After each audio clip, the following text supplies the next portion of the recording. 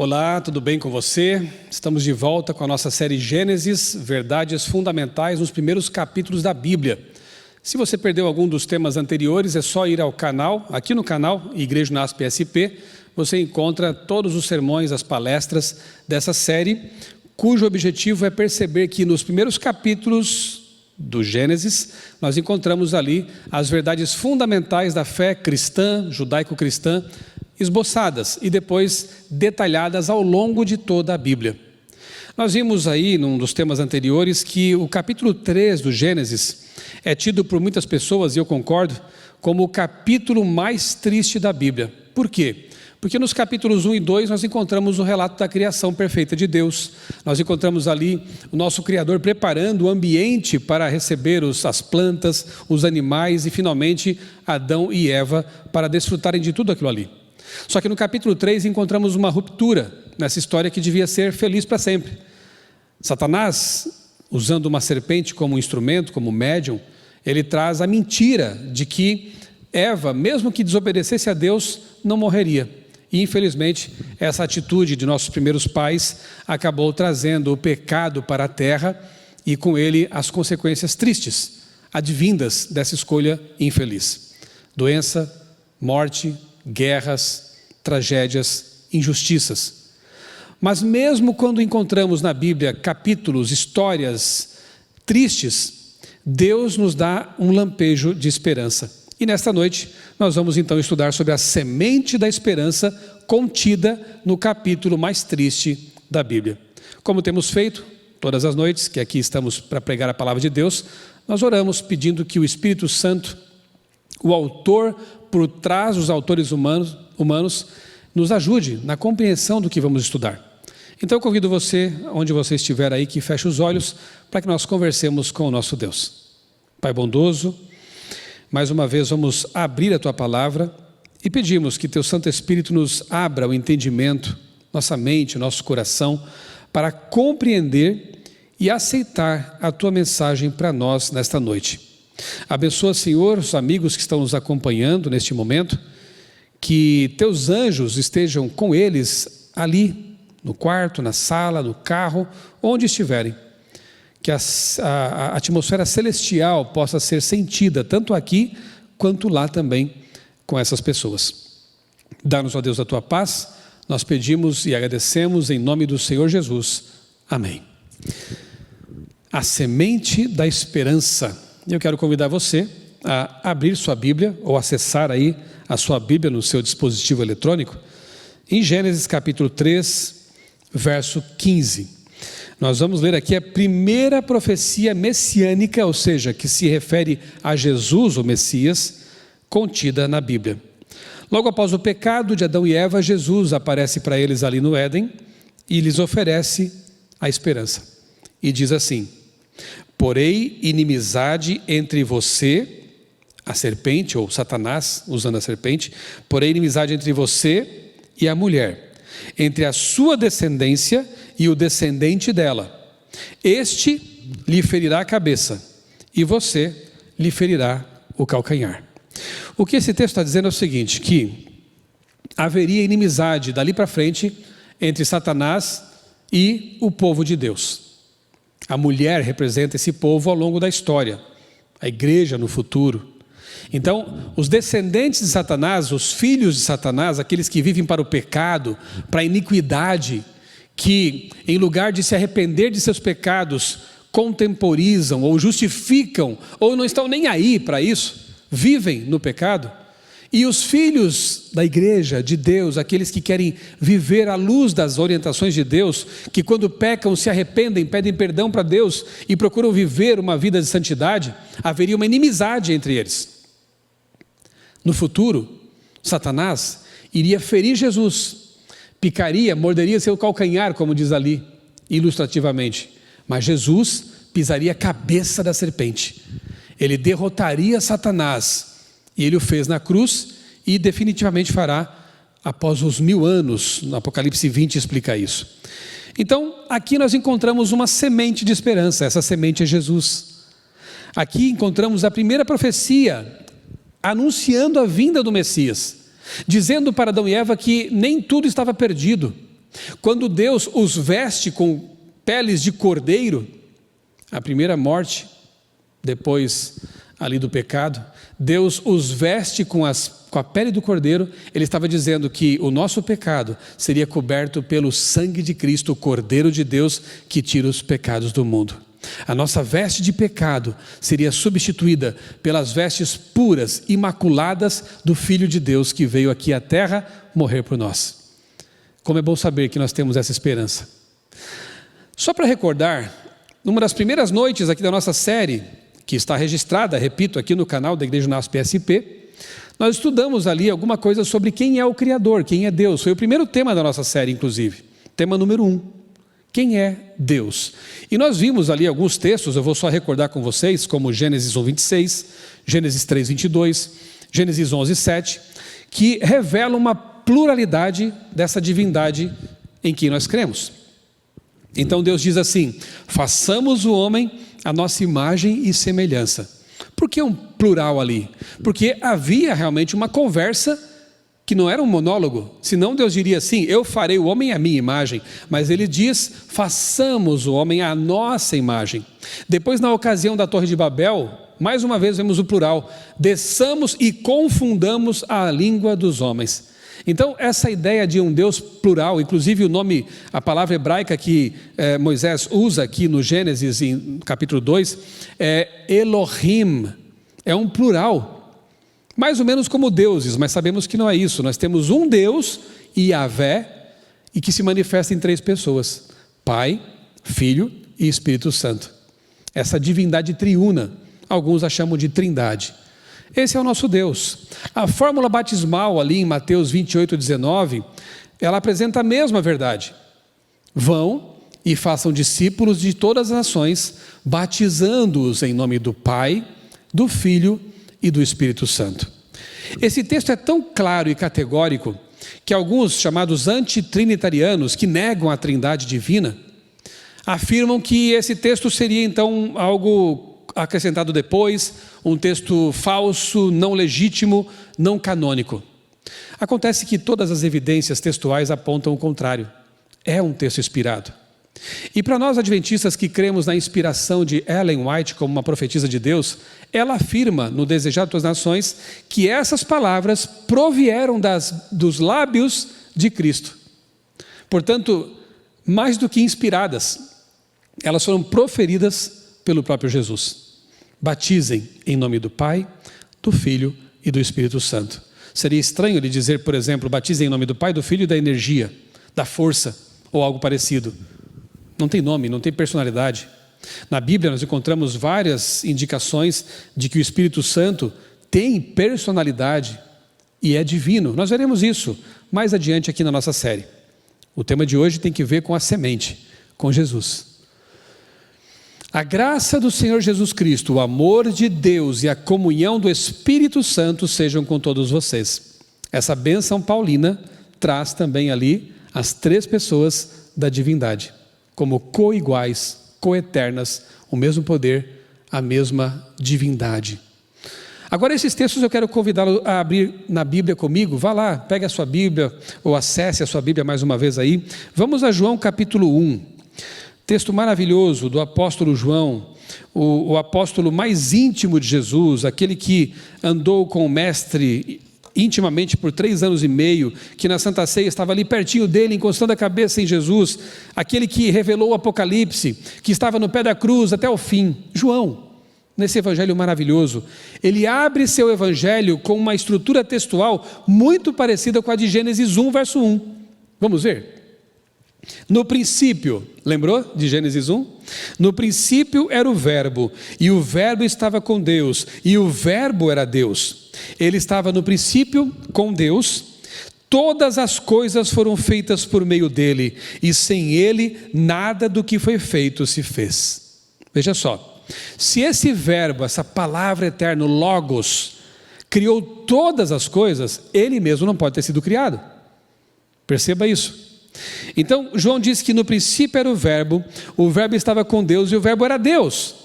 Um autor inspirado, de primeira mão, porque andou com Jesus, como eu disse, muito próximo de Jesus, tocou em Jesus, abraçou Jesus. Está dizendo para a gente o seguinte, olha, eu estou dizendo, Ele era o Verbo eterno, Ele é o Criador, todas as coisas foram feitas por meio dEle. E Ele faz de propósito, né? Usa um texto muito parecido com Gênesis, que diz, no princípio, criou Deus os céus e a terra. E João diz, é esse Deus aqui. Lá estava o Pai, lá estava Jesus e também o Espírito, porque é dito que o Espírito pairava sobre a face das águas. Vamos estudar esse assunto mais adiante. Muito bem, Colossenses também diz que Ele é a expressa imagem de Deus. Jesus veio para revelar a divindade aos seres humanos. E você consegue conceber a ideia de que o Criador do universo se fez uma criancinha? Ele cresceu como um bebê no ventre de Maria, nasceu como um bebê frágil, ali estava o Criador do universo. Por isso que a encarnação de Cristo é um assunto que vai nos ocupar por toda a eternidade. É algo tremendamente maravilhoso e que nem cabe em nossa mente. Não conseguimos abarcar isso. Deus, o nosso Deus é diferente de divindades falsas por aí, porque o nosso Deus se interessa, o nosso Deus pisou neste mundo, o nosso Deus empoeirou seus pés no pó deste mundo, o nosso Deus sentiu fome, o nosso Deus sentiu frio e na cruz sentiu o peso do pecado. Como é bom saber que temos um Deus assim. A semente da esperança nasceu numa manjedoura, nasceu num estábulo e foi colocada numa manjedoura. O Criador do universo não teve um quarto decente de hotel para nascer. Nasceu num estábulo. Dá para entender isso? Dá para abarcar essa maravilha? Dá para ter um vislumbre de como é o nosso Deus. Maravilhoso. Muito bem. Temos que conhecê-lo, não basta saber coisas sobre Ele. João 17,3 diz que a vida eterna é esta, que te conheçam como o único Deus e a Jesus Cristo a quem enviaste. Portanto, não basta saber. Conhecer na Bíblia é muito mais do que saber de forma cognitiva, intelectual. É se relacionar. Nós precisamos nos relacionar com Jesus, se quisermos que essa semente da esperança seja a nossa esperança. Como conhecê-lo? João 5,39 nos dá uma pista. Jesus estava repreendendo os fariseus ao dizer, vocês conhecem as Escrituras, estudam as Escrituras, examinam as Escrituras, porque entendem que elas têm a vida eterna, e tem de fato, ali está, mas não querem vir a mim que sou a vida eterna, porque elas testificam de mim.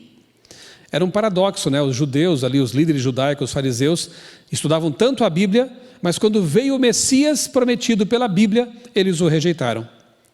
Mas esse texto nos mostra que as Escrituras testificam de Jesus. Portanto, se nós queremos conhecer Jesus, precisamos ler a Bíblia. Precisamos ir estudar os Evangelhos, as cartas de Paulo, as cartas dos demais apóstolos, o Antigo Testamento, o Santuário. Tudo na Bíblia fala de Cristo, porque ela é cristocêntrica. Precisamos examinar as Escrituras em busca de Jesus. Quem era Jesus antes de vir à Terra? Em João 17, Jesus faz uma oração que, se ele fosse apenas humano, seria muito estranha. Ele fala assim, Pai, glorifica-me junto de ti, com aquela glória que eu tinha contigo antes de o mundo existir. Ora, como um ser humano poderia dizer algo como isso, né? Me glorifica contigo com aquela glória que eu tive contigo antes de o mundo existir. Está dizendo que ele então existia antes de o mundo existir? Exatamente isso. Ele é muito claro ao dizer isso. Quem era Jesus antes de vir à Terra? O Criador. Miqueias 5,2, uma profecia messiânica também, lá de séculos antes de Cristo, diz que em Belém, Efrata, ele nasceria. Mas suas origens, digamos assim, são desde os tempos da eternidade. Olha que texto claro, está dizendo assim, olha, vocês fiquem sabendo que o Messias vai nascer em Belém, mas não esqueçam de que ele já existia desde sempre. Ele vai encarnar, tornar-se carne ali no século I, mas ele já existia. Ele é eterno, afirma Miqueias e afirmam outros profetas também. Paulo, em Romanos 9,5, explica também isso, ao dizer que Jesus, eu vou usar uma palavra moderna, mas é o mesmo conceito, geneticamente descende dos judeus, mas ele é Deus bendito eternamente.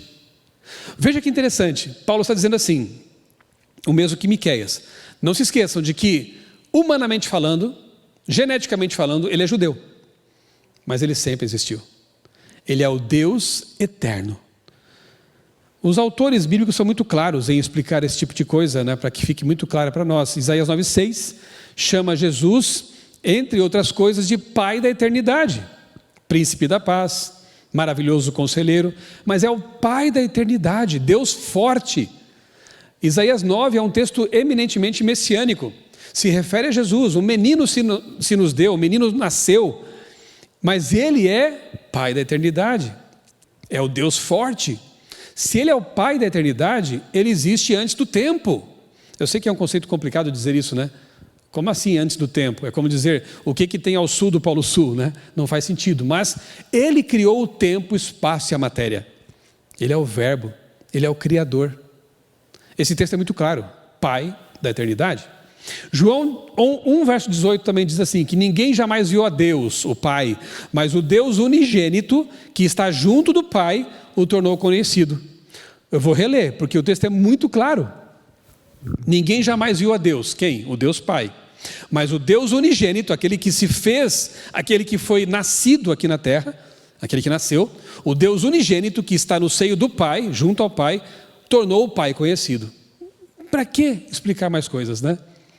É muito claro. Deus o Pai, Deus o Filho, o Deus o Filho revelou o Deus Pai. Por isso que quando Jesus disse assim, eu e o Pai somos um, porque você me pergunta sobre isso, porque quem me vê a mim vê o Pai, ele estava dizendo o seguinte, eu vim exatamente para isso também, para mostrar para vocês que a divindade os ama. Sabe, querido, se alguma vez você pensou assim, será que Deus me ama de verdade? Olhe para os evangelhos. Eu pequei, eu adulterei, será que Deus ama e perdoa adúlteros? Olhe para os evangelhos. Como Jesus tratou aquela mulher surpreendida em adultério? Filha, eu não te condeno, você está perdoada, vai, não peques mais. Mas será que Deus ama as crianças? O que Jesus fez certa vez quando estava pregando para os adultos e vieram ali algumas mães com crianças de colo, ele parou o sermão dos adultos e disse, venham, porque delas é o reino dos céus, e pegou no colo e abençoou as crianças. Crianças, não tenham medo de Deus, Ele as ama. Como Jesus trata os ricos e os pobres, do mesmo jeito e com o mesmo amor. O mesmo Deus que recebeu pobres, miseráveis, leprosos, atendeu também o jovem rico, Nicodemos, José de Arimateia. Ele é o Deus da inclusão. É o Deus que ama e perdoa a todos e não rejeita aqueles que vão até Ele. É o nosso Criador. Então, se você tem dúvida sobre o caráter de Deus, olhe para Jesus. Ele é a expressa imagem da divindade. Ele veio revelar o Pai. Tito 2,13, que texto maravilhoso, não só fala da volta de Cristo, como afirma a divindade dele. Porque ele diz que aguardamos a bendita esperança e o aparecimento da glória do nosso grande Deus e Salvador Jesus Cristo. Uma construção que aparece igualzinha aqui em 2 Pedro 1,1. Simão Pedro, servo e apóstolo de Jesus Cristo, àqueles que mediante a justiça do nosso Deus e Salvador Jesus Cristo, e o texto prossegue, nosso Deus e Salvador Jesus Cristo. Apóstolos de Cristo afirmando a sua divindade. Maravilhoso isso, né? Ele é a semente da esperança. Isaías 43, 10 e 11 diz, vocês são minhas testemunhas, declara o Senhor, e meu servo, a quem escolhi, para que vocês saibam e creiam em mim e entendam que eu sou Deus. Antes de mim nenhum Deus se formou, nem haverá algum depois de mim. Eu mesmo sou o Senhor, e além de mim não há Salvador algum. Mas que texto estranho. Aí diz que não há nenhum Deus antes nem depois de Yahvé. E nenhum outro Salvador além dele. Ora, se Jesus tivesse sido trazido à existência em algum momento passado, esse texto seria contraditório. Porque se Jesus tivesse sido gerado, como dizem alguns semi-antitrinitarianos aí, ele foi gerado em algum momento eterno, na eternidade. Se ele tivesse sido gerado, aparecido depois, rasgue esse texto, ignore esse texto. Porque ele diz o seguinte, não há outro Salvador, mas Jesus é Salvador. E não há outro Deus antes nem depois, mas Jesus é Deus também. então ele só pode ser o Deus eterno.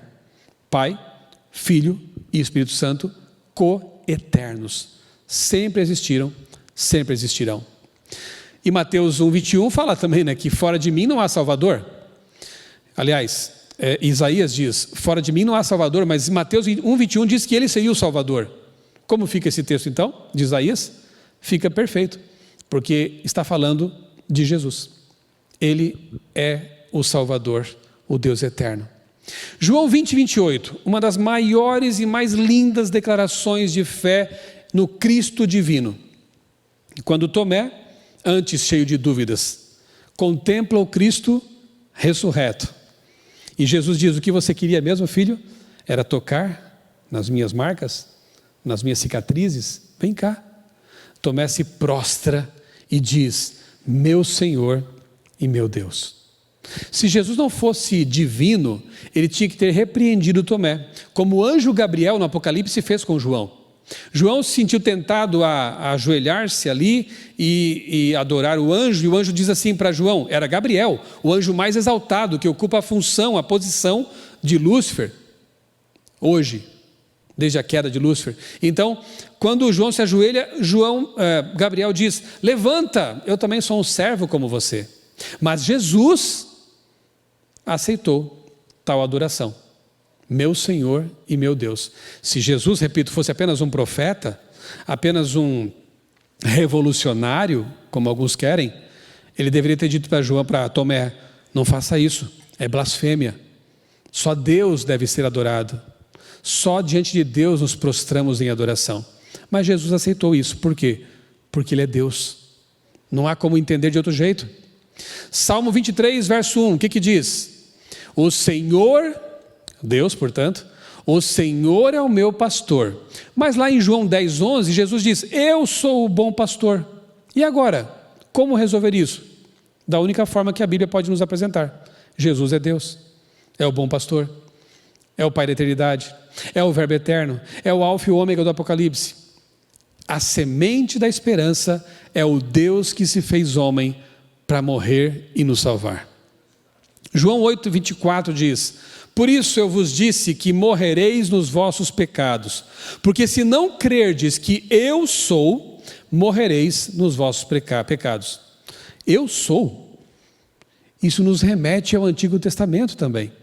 Porque lá em Deuteronômio 32, 39 diz assim, vede agora que eu sou, eu somente e mais nenhum Deus além de mim.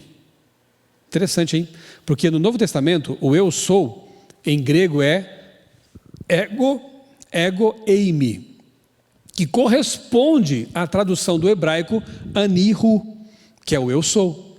Aquele que aparece para Moisés naquela sarça ardente, naquela árvorezinha que estava pegando fogo, mas não se consumia, diz para Moisés, aquele que te envia é o eu sou. Por isso que quando Jesus disse lá em João 8,58, antes que Abraão existisse eu sou, os judeus que ouviram isso quiseram apedrejá-lo, porque claro, ele estava blasfemando se fosse apenas um homem, estava se dizendo Deus. Eles entenderam muito bem uma coisa que alguns hoje não querem entender, recusam entender, que Jesus é Deus pleno. Eu sou, a mesma expressão que Yahvé usou para Moisés ao se identificar como Deus eterno. Não foi e nem será, Ele é, eu sou.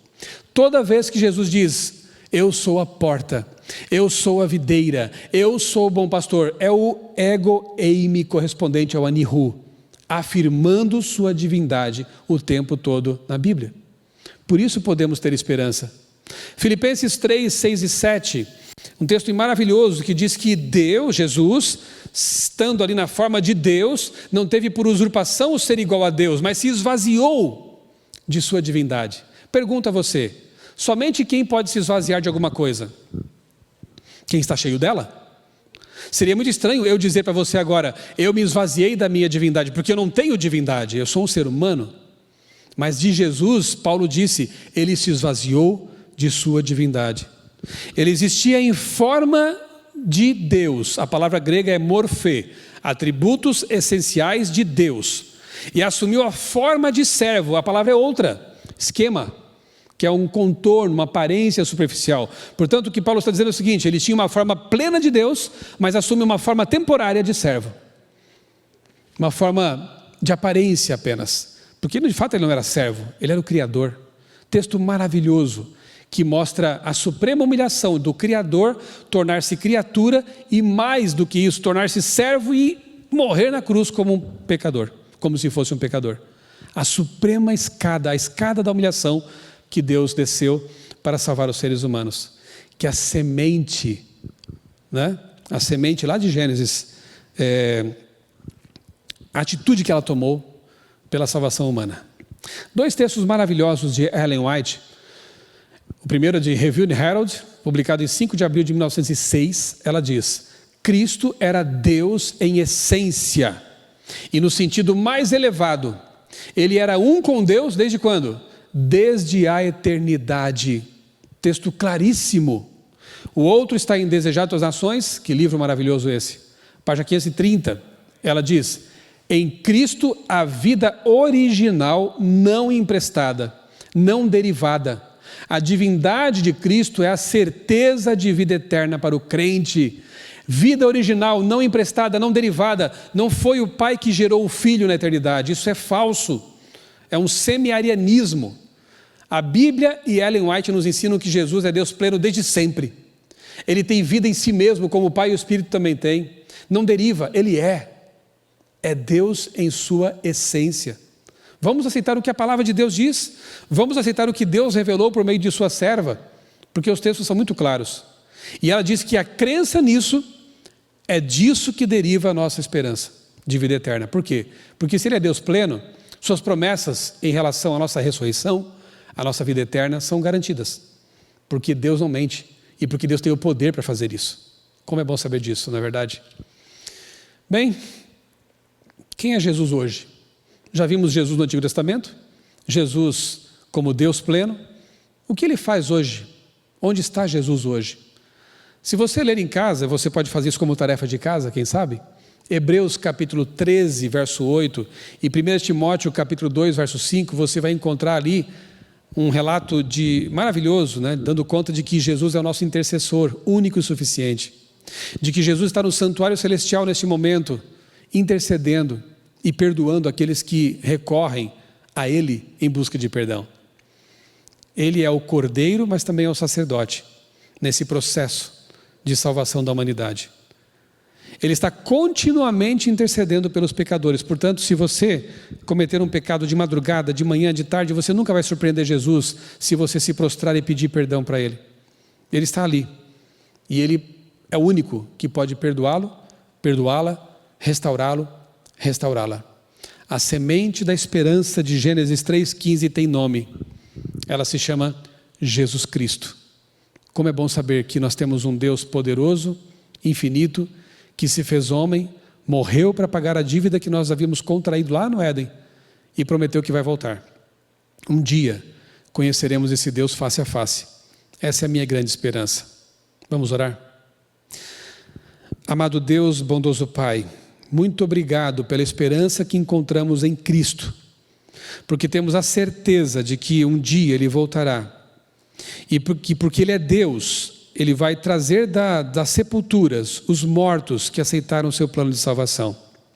Obrigado, Senhor, porque Tu és um Deus maravilhoso. Não ficaste apenas num trono distante, enviando ordens, punições, como outras divindades supostamente fazem, mas Tu vieste à terra, Tu te interessaste por nós e provaste isto, vivendo aqui e morrendo por nós. Nós queremos muito Te ver, Senhor, ver Teu rosto, e sabemos que esse dia está chegando. Abençoa cada um que tem acompanhado essa série, que vai assistir depois das gravações, que a Tua palavra seja bênção na vida dessas pessoas também. Nós oramos agradecidos em nome do Senhor Jesus. Amém. Domingo que vem temos mais um estudo da série Gênesis, Verdades Fundamentais nos primeiros capítulos da Bíblia. Não perca, neste mesmo canal, às 19h30, prosseguindo aí para o final já, encerramento dessa série, mas não encerramento de estudos da Bíblia. Neste canal você tem muitos materiais, muitos conteúdos importantes, abençoados, e Leia a sua Bíblia, estude a sua Bíblia. Não deixe de fazer isso. Ali nós encontramos o Cristo de quem as Escrituras testemunham. Um grande abraço para você. Que Deus abençoe grandemente a sua vida e também a sua família.